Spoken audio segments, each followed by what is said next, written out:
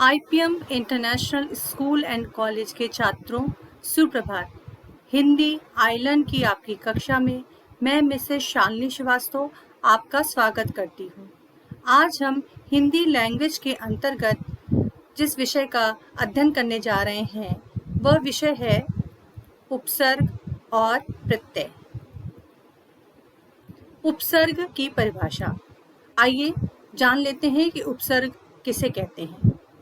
कम से कम शब्दों का प्रयोग करके अधिक से अधिक अर्थ की अभिव्यक्ति के लिए शब्दों के आरंभ अथवा अंत में कुछ शब्दांश जोड़े जाते हैं। शब्दांश यानी शब्द के अंश जोड़े जाते हैं। नए शब्द की रचना के इसी प्रयास को शब्द रचना कहते हैं। यह शब्द रचना मुख्यतः 3 प्रकार से की जाती है। पहली उपसर्ग, दूसरी प्रत्यय, तीसरी समास। उपसर्ग वे शब्दांश जो शब्द के आरंभ में लगकर उनके अर्थ में विशेषता ला देते हैं अथवा उसके अर्थ को बदल देते हैं, उपसर्ग कहलाते हैं। उपसर्ग हमेशा जो शब्द होता है उसके आगे लगाया जाता है। उपसर्ग के भेद। उपसर्ग के यहाँ पे 3 भेद हैं। तत्सम उपसर्ग अर्थात संस्कृत भाषा से आए उपसर्ग। संस्कृत भाषा से आए उपसर्ग जैसे होते हैं संस्कृत में वैसे ही प्रयोग किए जाते हैं। तद्भव उपसर्ग संस्कृत भाषा के प्रभाव से हिंदी में विकसित हुए उपसर्ग। विकसित मतलब हिंदी में वो जो परिवर्तित होकर के उन उपसर्गों का प्रयोग किया जाता है। आगत उपसर्ग। आगत उपसर्ग के अंतर्गत विदेशी भाषाओं से उपसर्ग जो आते हैं वो प्रयोग किए जाते हैं। जैसे अंग्रेजी से, उर्दू से जो शब्द हैं, जो उपसर्ग हैं, जो आए हैं, जो शब्दों के साथ जुड़ेंगे वो आगत उपसर्ग कहलाते हैं। आइए इनके कुछ उदाहरण देख लेते हैं। तत्सम उपसर्ग। तत्सम उपसर्ग में जो उपसर्ग हमारे पास है वो है अ। इसका अर्थ होता है नहीं, और इसके कुछ जो शब्द बनेंगे नए अ के साथ मिलके वो होंगे अशुद्ध, अज्ञान, अधर्म। इसमें आपने देखा शुद्ध के साथ अ लग गया तो अशुद्ध, ज्ञान के साथ अ लगा तो अज्ञान, धर्म के साथ अ लगा तो अधर्म। तो यहाँ पे जितने भी उपसर्ग है वो शब्द के आगे लगे हैं। अधि। अधि का अर्थ होता है श्रेष्ठ या उच्च। इसका भी एक उदाहरण देख लेते हैं। अधिकार, अधिनियम, अधिपति। यहाँ पे कार के साथ अधि लगा, नियम के साथ अधि लगा, पति के साथ अधि लगा। अति। अति का अर्थ होता है अधिक। इसके जो शब्द बनेंगे वो है अतिरिक्त, अत्याचार, अत्यंत। उप। उप का अर्थ होता है नजदीक। इसके साथ जो शब्द बने वह उपदेश, उपवन, उपहार। चिर अर्थात बहुत या सदैव। चिरस्थायी, चिरायु, चिरंजीवी। सु। सु का अर्थ होता है अच्छा अथवा अधिक। सुपुत्र, सुभोग, सुपात्र, सुकर्म। यहाँ पे सु देखिए पुत्र के साथ जुड़ा तो सुपुत्र हो गया, भोग के साथ जुड़ा तो सुभोग, पात्र के साथ जुड़ा तो सुपात्र और कर्म के साथ जुड़ा तो सुकर्म। अब देखते हैं तद्भव उपसर्ग के कुछ उदाहरण। उपसर्ग हमारे पास है अध। इसका अर्थ होता है आधा, और उदाहरण के तौर पे कुछ शब्द हमारे पास हैं। अधपका, अधमरा, अधखिला।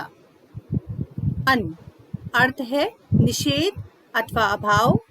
इसके उदाहरण के तौर पे जो शब्द हैं वो है अनसुनी, अनपढ़, अनबन। कु। कु का अर्थ होता है बुरा। कुचक्र, कुपुत्र, कुमार्ग। भर। भर का अर्थ होता है भरा हुआ।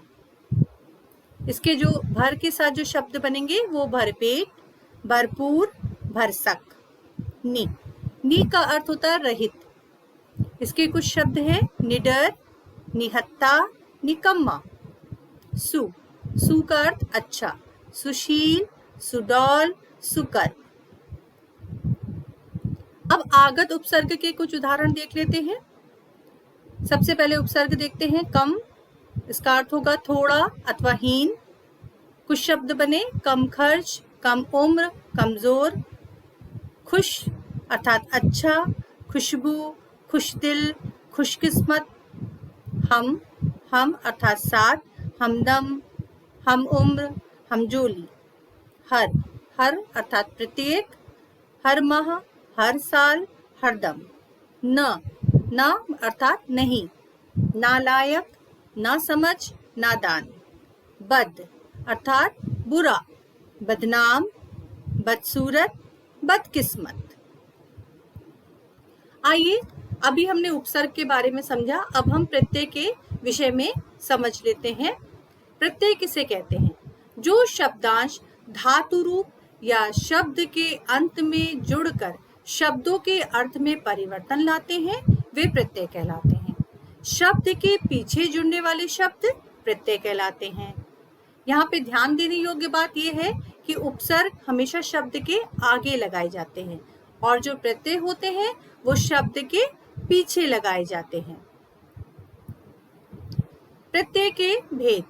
प्रत्यय के दो भेद होते हैं, कृत प्रत्यय और तद्धित प्रत्यय। आइए इनको भी विस्तार से समझते हैं। कृत प्रत्यय क्रिया के धातु रूप के अंत में लगने वाले प्रत्ययों को कृत प्रत्यय कहते हैं। इससे बनने वाले शब्दों को कृदंत कहते हैं।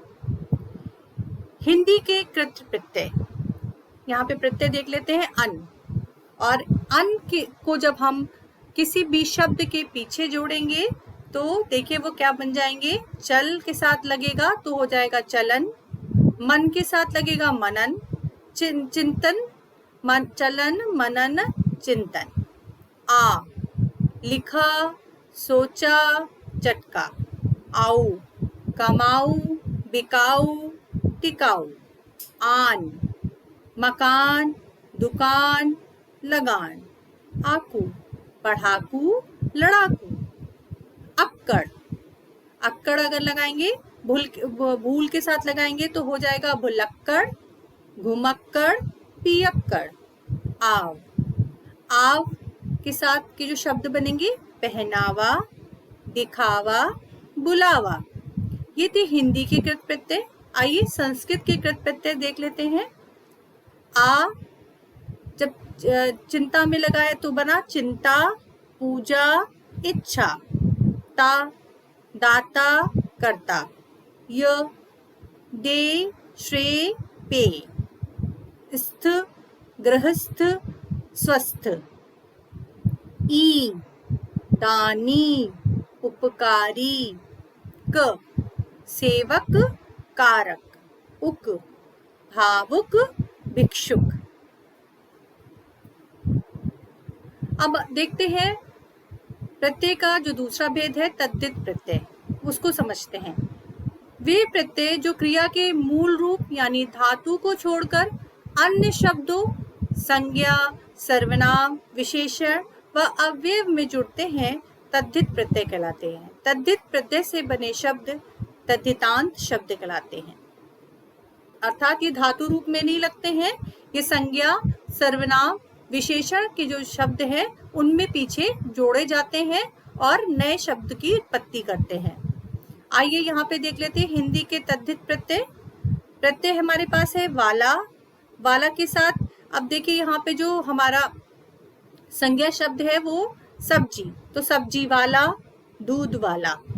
दार हवलदार, लेनदार। एरा चचेरा, सवेरा। इक धार्मिक, राजनैतिक। आई भलाई, बुराई। आनी प्रत्यय के साथ महारानी, जेठानी। कार कलाकार, चित्रकार। आइए देखते हैं संस्कृत के तद्धित प्रत्यय। आलू ईर्ष्यालु, श्रद्धालु। त्व देवत्व, अमरत्व। इय वंदनीय, भारतीय। तम सुंदरतम, उच्चतम। ता मानवता, एकता। वान धनवान, बलवान। अब दूसरा देखते हैं प्रत्यय नीय, गोपनीय, स्मरणीय। आगत प्रत्यय देख लेते हैं। आगत अर्थात कुछ विदेशी भाषाओं से जो शब्द आ जाते हैं, जो प्रत्यय आए हैं उनसे जो बने हैं हमारे शब्द, उनको देखते हैं। गर, सौदागर, जादूगर। दान, कलमदान, रोशनदान। मंद, अक्लमंद, दौलतमंद। ची, तबलची, तोपची। खोर, सूदखोर, घूसखोर। इश, कोशिश, कशिश। साज, जालसाज, घड़ी साज।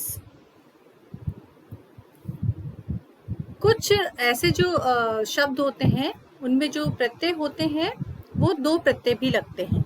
आइए उन्हें भी देख लेते हैं। एक ही शब्द में प्रयुक्त होने वाले दो प्रत्यय। ऐतिहासिकता, ऐतिहासिकता में इतिहास के साथ इक और ता दोनों प्रत्यय लगाया गया है, इसलिए ये क्या बना शब्द ऐतिहासिकता।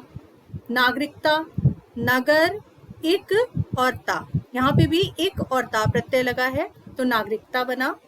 साप्ताहिक में देखिए हमारे पास शब्द है सप्ताह और इसमें इक और ई प्रत्यय लगाया तो साप्ताहिक हुआ।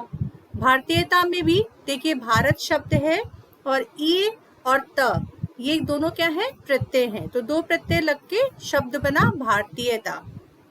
ईमानदारी, ईमान शब्द है, दार और ई ये दोनों ही प्रत्यय है, तो इन दोनों प्रत्ययों के साथ नया शब्द बना ईमानदारी। कुछ शब्द ऐसे भी होते हैं जिनमें उपसर्ग व प्रत्यय दोनों का प्रयोग किया जाता है। अब देखते हैं यहाँ पे हमारे पास कुछ शब्द हैं, जैसे कि पहला शब्द है पराक्रमी। तो पराक्रमी में देखिए हमारे पास आगे जो जोड़ा गया है वो उपसर्ग है परा और शब्द हमारे पास क्या है क्रम और इसमें प्रत्यय क्या जोड़ा गया ई, तो बना पराक्रमी।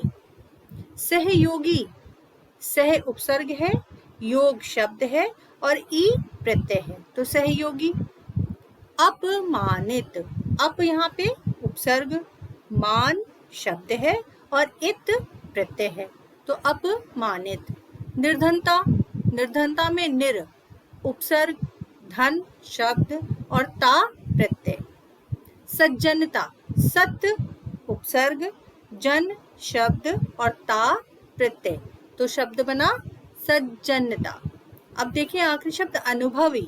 अनुभवी में हमारा जो उपसर्ग है वो है अनु, शब्द है भव और प्रत्यय है ई, तो बन गया हमारे पास शब्द अनुभवी। तो ये कुछ इस प्रकार से ये प्रत्यय और उपसर्ग हैं, ये उसके कुछ उदाहरण थे और कुछ उपसर्ग और प्रत्यय भी आपको बताए गए। इन्हें आप ध्यान पूर्वक पढ़िएगा और समझने का प्रयास कीजिएगा। आपकी जो पुस्तक है उसमें भी काफी सारे उदाहरण दिए गए हैं, आप उन्हें भी ध्यान से पढ़िएगा और उनका अभ्यास कीजिएगा।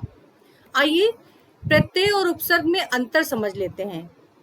इन दोनों में अंतर केवल इतना होता है कि उपसर्ग किसी भी शब्द में पहले लगता है और प्रत्यय किसी भी शब्द के बाद में लगता है। ये इन दोनों में की पहचान भी होती है और इन दोनों में अंतर करने का ये तरीका भी होता है। धन्यवाद।